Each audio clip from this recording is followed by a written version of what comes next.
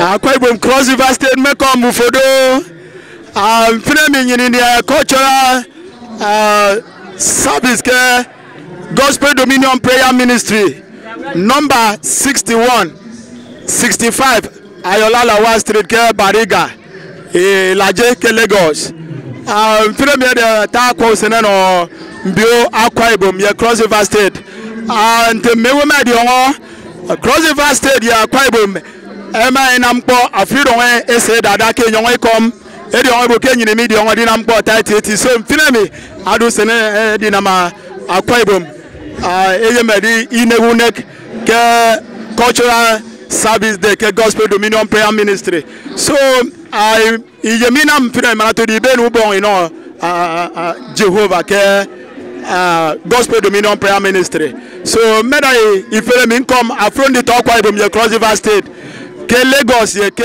oba atokpe ise ibe donu somo ituwa hia o tehedu aye ituwa itokpa itoku itu omonorobo itubia kanegie iwo oba atokpe ise na ma we cultural day the church of Wima Gospel Dominion Prayer Ministry aka solution grant mare number 51 Ayola Lawa Bariga Oduero we wa tomo wa be wa wu oba atokpe ise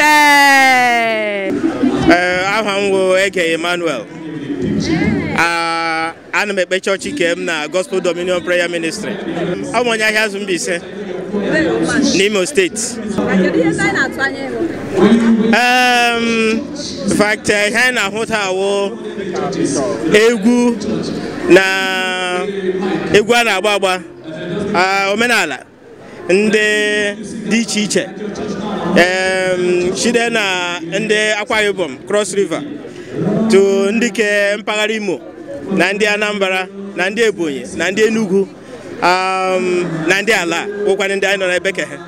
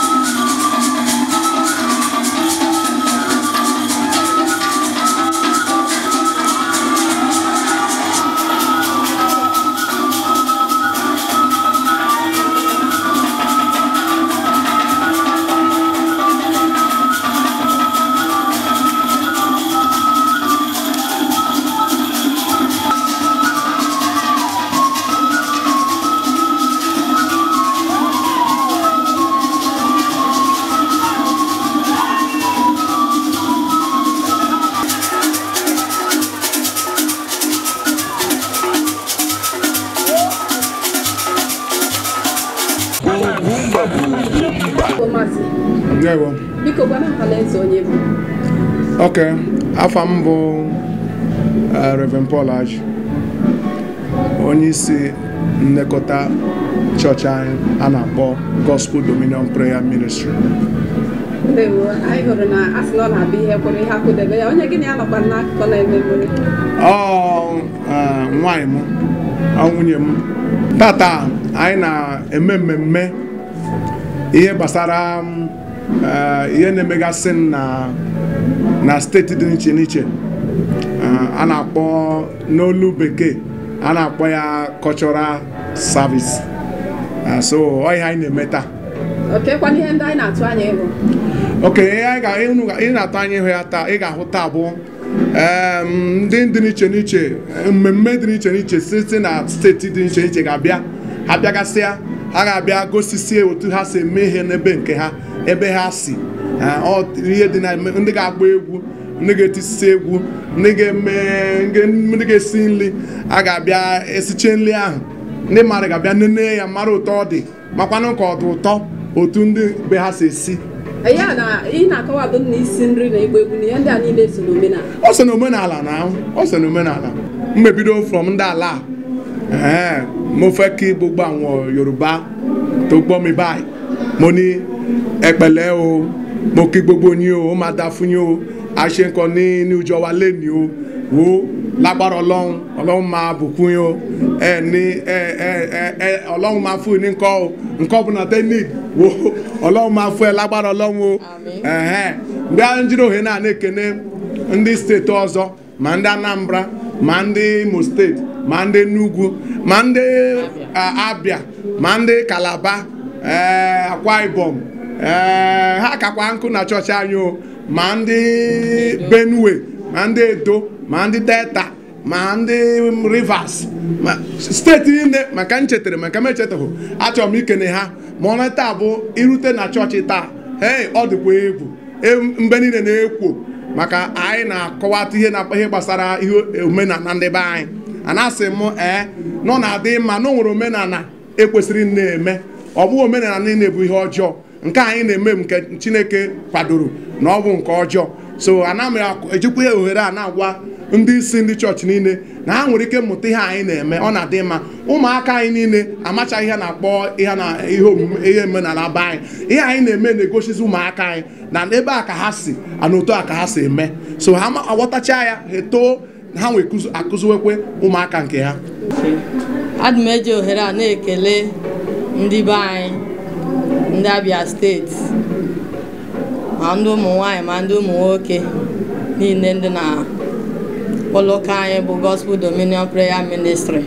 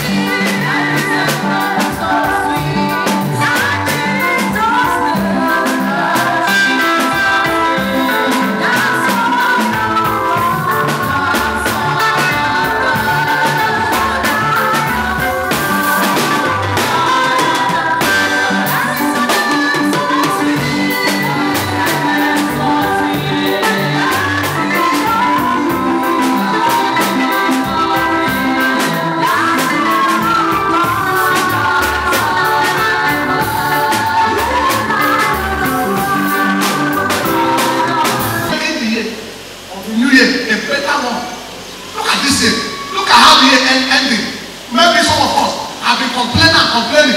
That is why sometimes we blame God, blame pastor, blame those around us, blame our uncle, blame the leader, blame our boss, all sorts of blame. No! Before you do that, what have you done by yourself? What plan have you laid down? What have you done? Hello? If you are with me, say amen. Hello. The scriptures are clear that planning is a good thing. The Bible encourages that we should look ahead into the future and plan adequately for it. The scripture very powerful. He said we should look into the future and plan. If you read the book of Proverbs chapter 6, verse 6, he said we should go to ants and come into that area in of Anna. I will talk to you very soon because that service will start. I don't finish. When I finish, I'm going to sit down there. The judges will sit down. My own have to watch. Everybody look, see what God has done.